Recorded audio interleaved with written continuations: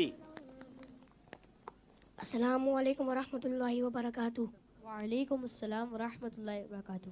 کیا بات ہے عرفان بھائی، ڈسٹرب لگ رہے ہیں؟ بس یار کیا بتاؤں، میرے ابو مجھ سے محبت نہیں کرتے. کیا مطلب؟ دیکھو نا، جب دیکھو ڈانٹتے رہتے ہیں. ابھی بھی گھر سب کے سامنے مجھے ڈانٹ دیا. ہر بات کے لیے منع کرتے رہتے ہیں، یہ نہ کرو وہ نہ کرو، یہاں نہیں جاؤ وہاں نہیں جاؤ. اتفاق سے میرے ابو بھی ایسے ہی ہیں. مجھے تو ایسا لگتا ہے دنیا کے سارے ابو ایک جیسے ہوتے ہیں. صحیح کہہ رہے ہیں آپ.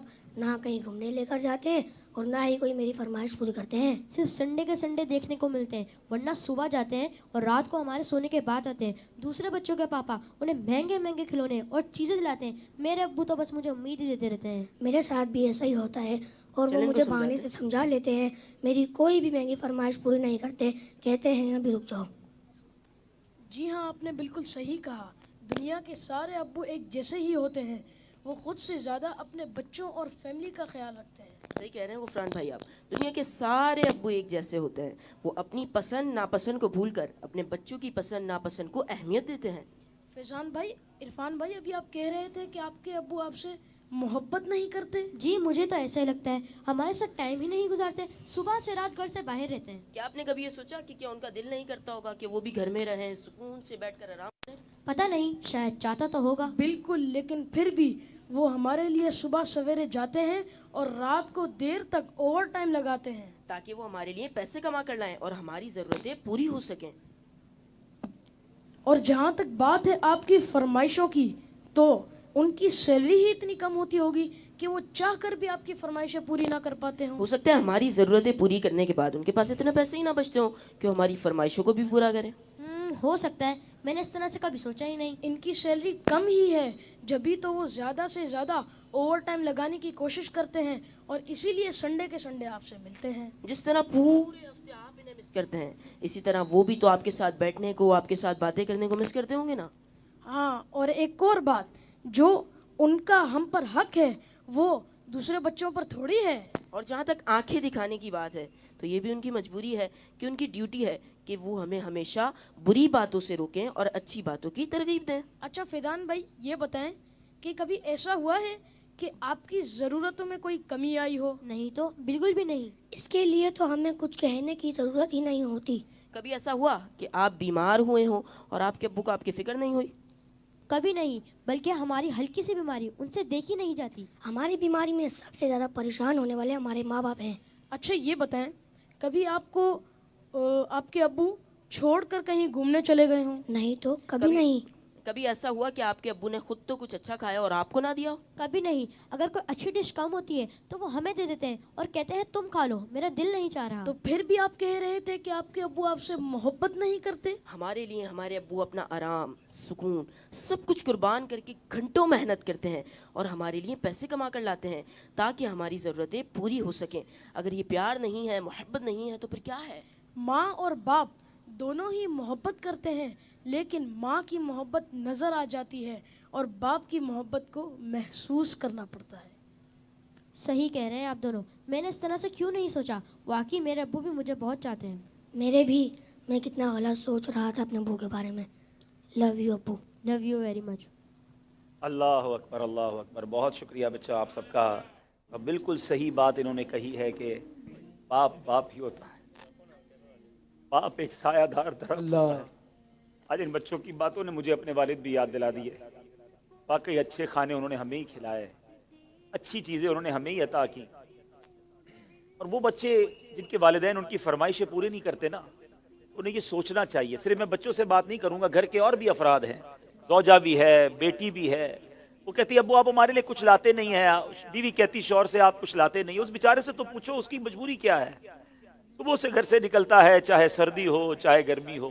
کوئی موٹر سائیکل پر جاتا ہے، کوئی بس پہ بیٹھ کے جاتا ہے، کوئی دو دو بسیں بدل کے جاتا ہے، بارش میں بھی جاتا ہے. کیوں جاتا ہے؟ کہ چھٹی کروں گا تو تنخواہ کم ہو جائے گی.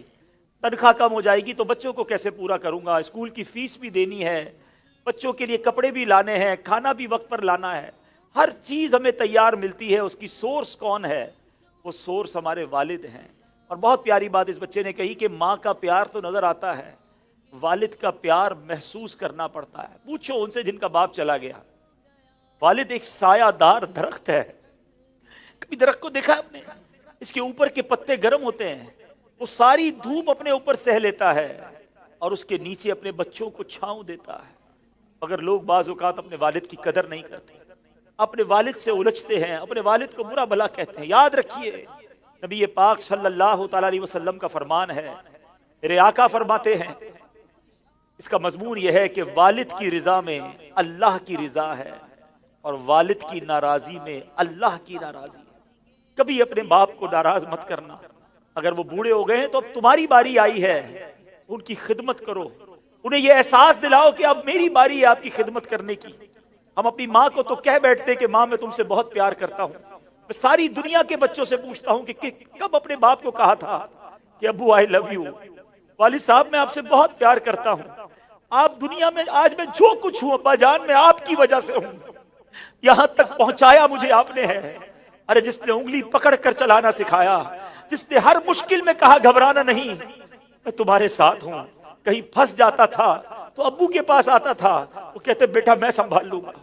اب وہ جب چلے گئے اب پتا چلتا ہے کہ کون ہے جو سنبھالے گا. جنت میں مصطفیٰ کے صحابہ جہاں رہے, جنت میں مصطفیٰ کے صحابہ جہاں رہے, مانگو جنت میں مصطفیٰ کے صحابہ جہاں رہے. یا رب میری دعا ہے میرے بابا وہاں رہے. اللہم صلی علی سیدنا و مولانا محمد, اللہم صلی علی سیدنا و مولانا محمد. دیکھو اگر اب بوڑھے ہو گئے نا تو اب خدمت کرو ان کی ڈانٹ کو برا مت سمجھو. جب بندہ بڑھاپے میں آ جاتا ہے تو چڑچڑا ہو جاتا ہے. بچپن اور بڑھاپا برابر ہوتا ہے. جب ہم چھوٹے تھے ہم نے بڑی ضدیں کی, ہم نے بہت اپنی باتیں منوائیں. اب سمجھو والد صاحب کا جب بڑھاپا آ گیا تو میں نے ان کی باتیں ماننی ہیں.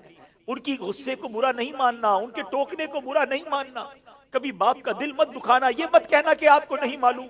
ارے اسے کہتے ہو کہ نہیں معلوم جس نے ہمیں چلنا سکھایا, جس نے ہمیں کھڑا ہونا سکھایا, ہر مشکل میں جس نے ہماری مدد کی. خدارا میں ساری دنیا کے بیٹوں سے, ساری دنیا کی بچیوں سے, ساری اولاد سے گزارش کرتا ہوں, اگر تمہارے والد زندہ ہیں ان کو خوش رکھنا, اور بوڑھے ہو گئے تو اب احساس دلاؤ ان کو کہ ابو جان آپ نے بڑا کام کیا ہمارے لیے, بڑی محنت کی, اب ہماری باری ہے آپ کی خدمت کرنے کی. اب ہم آپ کو سکھ پہنچائیں گے, اب آپ کسی ٹینشن میں نہ رہے.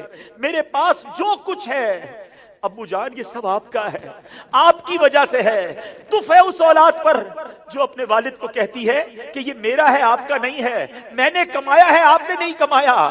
یہ کبھی مت کہنا میرے پاس جو کچھ ہے, جو شرافت ہے, جو عزت ہے, جو دولت ہے, سب کچھ ماں باپ کی وجہ سے ہے, وہ والد کی وجہ سے بالخصوص ہے.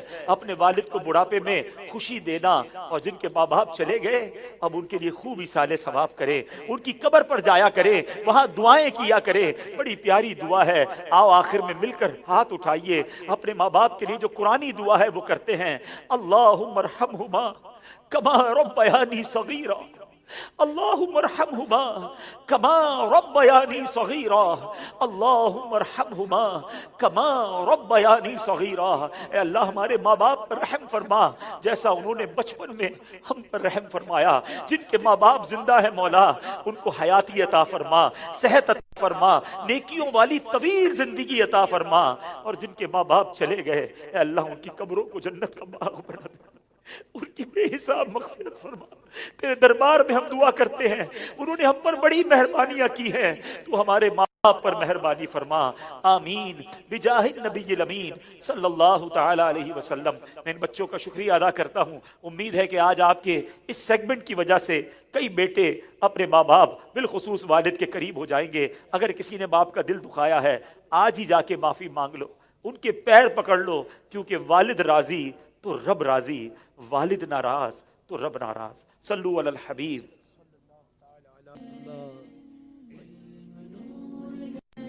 جنت میں فاطمہ کی کنیزے جہاں رہے, جنت میں فاطمہ کی کنیزے